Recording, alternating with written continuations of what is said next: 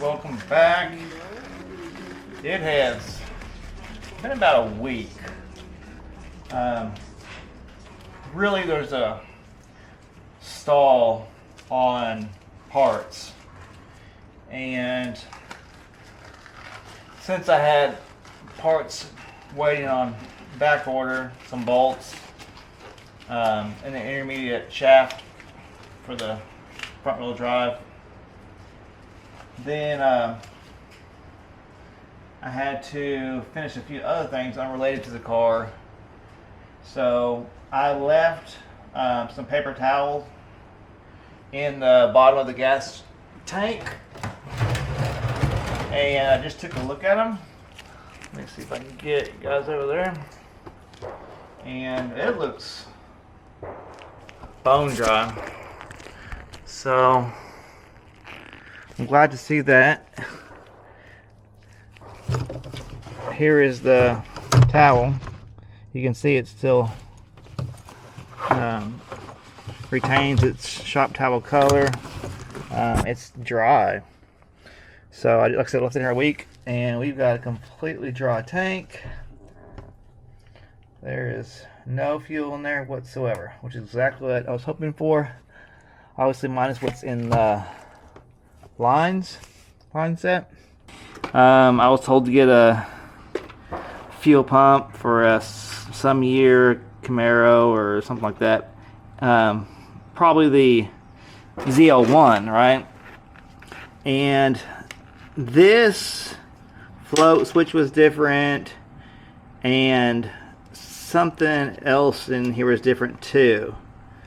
One of these that go to the hat, and so I had to take it all apart, take these clips off and pull it all out, look at the actual pump itself, and try to reconfigure something, but I never could. It never worked out until I found this 6.2 SS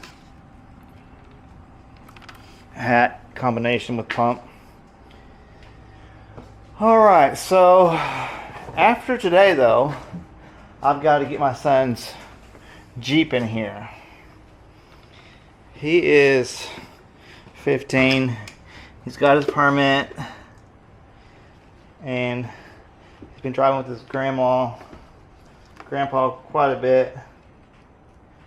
But to encourage him to get his own vehicle, encourage him to help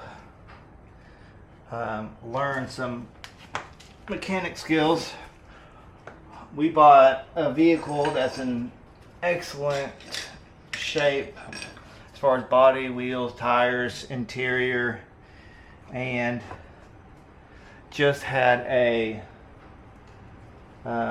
slight rod bearing noise. So we're going to pull the motor, pull the transmission, probably at the same time, and pull it apart and have him help me learn how to do some basic wrenching along the way. Let him do what he's capable of, and I'll just let him watch me do what he's not comfortable with yet. I think the worst part about learning, I think the worst part about working on a car has always been getting underneath it. And definitely true as a kid too. Nothing worse than getting under a car that maybe someone else has put jack stands under, and you're like, are you sure? I hope they did a good job, because it's essentially in reality life or death situation. So definitely a scary thought there for a kid. Alright, so I'll show the reminder here what we got going on, and then I'll probably put this camera inside the car, and I will get actually a better flashlight. I'll go grab a better flashlight and put this camera at a better angle. Okay, now we're cooking. So first thing you have to remember is reach your hand way down in the tank, and at the very bottom will be one of your hoses, and that's the hose that has the little blue piece of plastic set down right here. So that's going to go on first.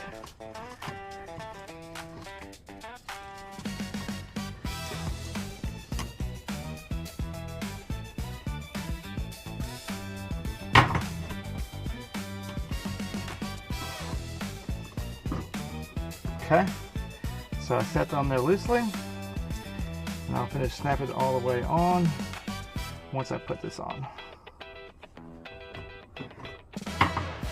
That's the first one I'll put on, if I remember correctly, because it's the furthest away and hardest to reach when you have the pump and you try to get your hand between the pump and this opening cavity too.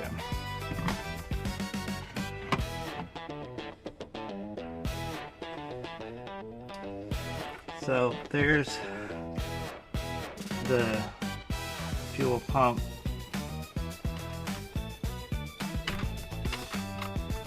Okay. Get all my attachments here. So this is gonna go here. The ones that are out of tank are only going to the very tops.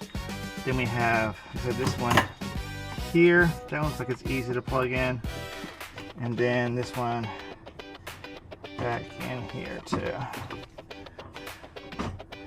It reaches out a lot further, but okay, which makes sense. I was thinking I don't know how I get my hand all the way in there, but it comes out further than much I thought. So let's push that on, snap that tight, give it a good wiggle. Nothing wrong with that. Now this will have to go in. Let me move this fuel cylinder out of the way. Fuel cylinder, that's funny. Fuel pump float. Okay.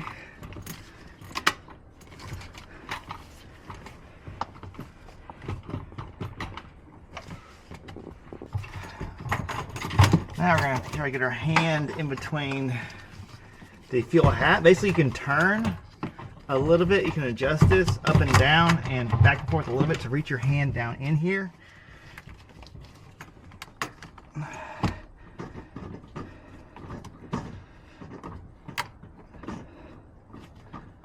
Trying to find the right hose down there. I'll need my own flashlight, looks like.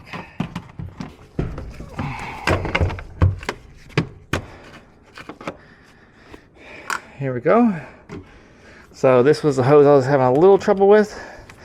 So the pump is pushed all the way towards the driver's side right now, in order to get my hand down in between here and the pump in the tank. Okay, gonna snap this on. Heard it lock, but you always want to give it a good wiggle. Make sure we're nice and tight in there. R. Okay. These two hoses come up and the electrical stays up. Then this is gonna sit right down in the tank. Lord willing. Okay. A little push. All right. Now we can look at this. Don't start connecting these until you put your snap ring on first. It's probably not called a snap ring really, but until you put this on first.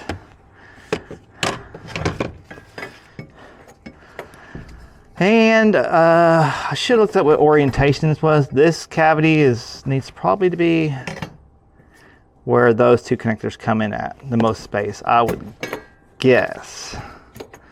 My best guess. But I definitely could be wrong. We're gonna check it out.